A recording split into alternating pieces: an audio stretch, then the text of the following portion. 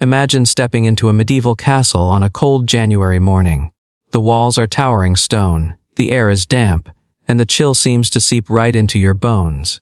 Now picture yourself living there, not for a day or two, but through an entire winter, without radiators, fireplaces in every room, or even glass windows to keep out the wind.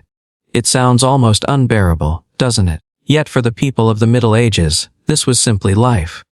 Winters in medieval Europe were not mild by any means. Temperatures could drop below freezing, snowstorms could last for days, and icy winds swept through the countryside.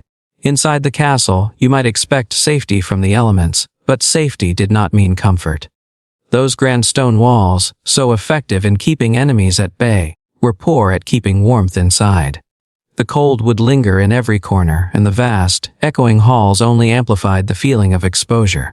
For most of us today, warmth is as simple as adjusting a thermostat, but for medieval lords, ladies, knights, and servants, the reality was quite different. Imagine trying to sleep while frost gathers on the inside of the window slits, or while a draft creeps across the floor from under heavy wooden doors. Even in the heart of a castle, far from the snow outside, the temperature could feel just as bitter. This is the harsh reality that frames our story. Life in a medieval castle was not about enjoying comfort, it was about enduring hardship. Winter was not just a season, it was a test of resilience. Every gust of cold air through an unsealed crack reminded people that survival required more than walls of stone. It demanded clever architecture, warm clothing, shared meals, and a strong community spirit, all of which we'll explore as we move forward. But before we get into those clever strategies, pause for a moment and think if you suddenly found yourself in such a castle, stripped of every modern convenience. How long would you last before you desperately wished for central heating? That uncomfortable question is what makes this journey fascinating, because the people of the Middle Ages did survive. And not only that, they built their lives, their traditions, and their culture in spite of the cold.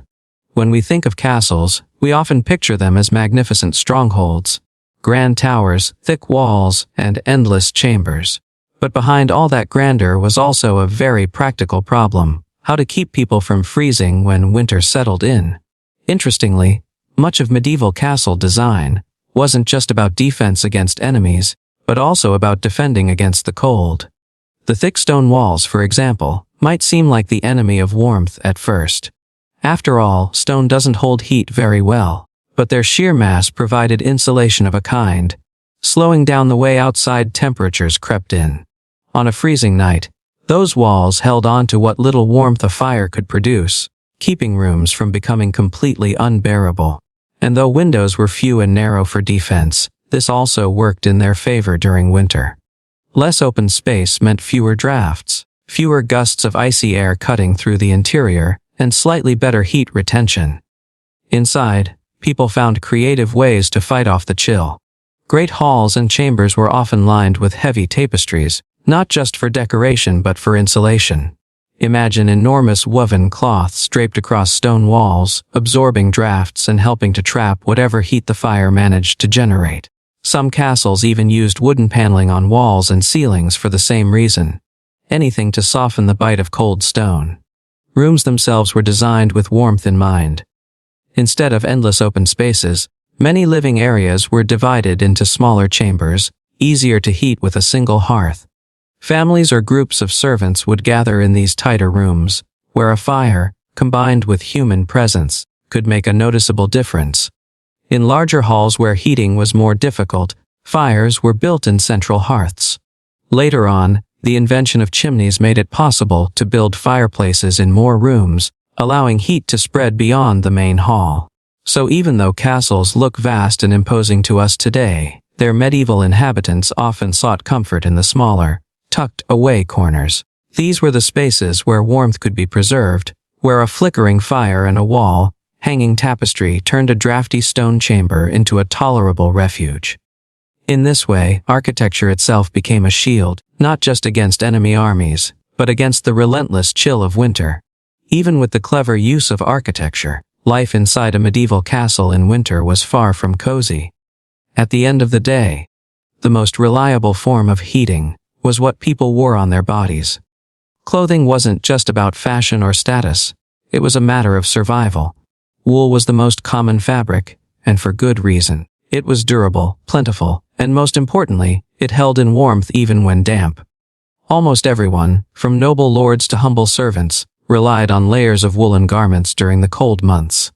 The wealthy, of course, could afford much finer wool, dyed in rich colors, while the poor wore coarser, rougher versions. But regardless of quality, wool was the foundation of medieval winter wear. Over wool came furs. Fox, rabbit, squirrel, and even sheepskin lined the cloaks and hoods of those who could afford them. For nobles, fur was also a symbol of luxury. Think ermine or sable. But for most people, it was practical warmth. Imagine stepping into a drafty stone hallway. A fur-trimmed cloak wrapped tightly around your shoulders could mean the difference between comfort and misery. Hoods were especially important because much of a person's heat escapes through the head. A heavy hood, often attached to a cloak, served as both hat and scarf in one. At night, the cold was even more brutal. Without heated bedrooms, people relied on thick nightclothes, sometimes called bed robes, and heavy blankets. Feather mattresses and multiple layers of sheets made sleeping more bearable for the wealthy. Servants or soldiers, who didn't have such luxuries, would huddle together under shared blankets, their combined body heat working as nature's best heater. Children, too, were often bundled in layers. Mittens, woolen socks, and caps kept them warm, especially since castle floors were icy cold.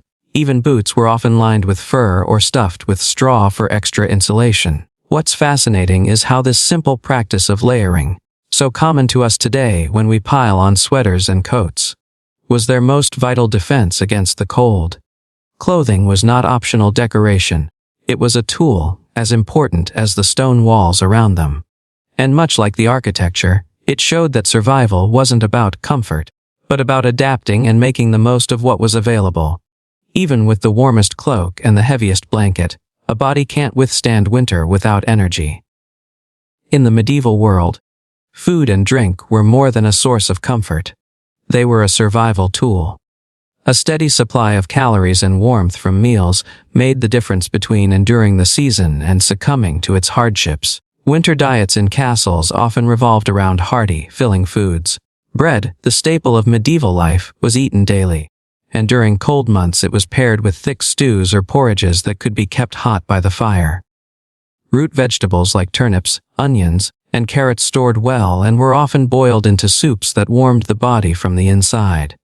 Meat, when available, was roasted or stewed, the fats providing both energy and insulation for those braving the cold. For the wealthy, spiced dishes with pepper, cinnamon, or cloves offered not just flavor but also the illusion of heat, as these spices created a warming sensation. Drink played its part as well. Ale and beer, common in almost every household, were consumed warm when possible. Nobles enjoyed mulled wine, heated and mixed with spices, which not only tasted rich but helped spread warmth through the body. Even simple broths could act as both hydration and a gentle heat source on icy days. While we might think of hot chocolate or tea today, in the Middle Ages, these weren't available in Europe yet. Instead, people turned to whatever local resources they had to keep the chill away. Beyond food and drink, daily routines were adjusted to fight the cold.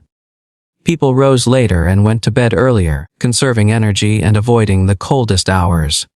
Physical activity was another form of heating. Servants worked constantly, carrying wood, tending fires, preparing meals, which kept them warmer through movement. Even nobles found that hosting feasts, dances, or hunts in winter encouraged activity that staved off the lethargy of the season. In this way, eating well and staying active weren't just parts of culture, they were strategies of survival. A steaming bowl of stew or a goblet of mulled wine was more than nourishment. It was a shield against the cold, a reminder that warmth could also come from within.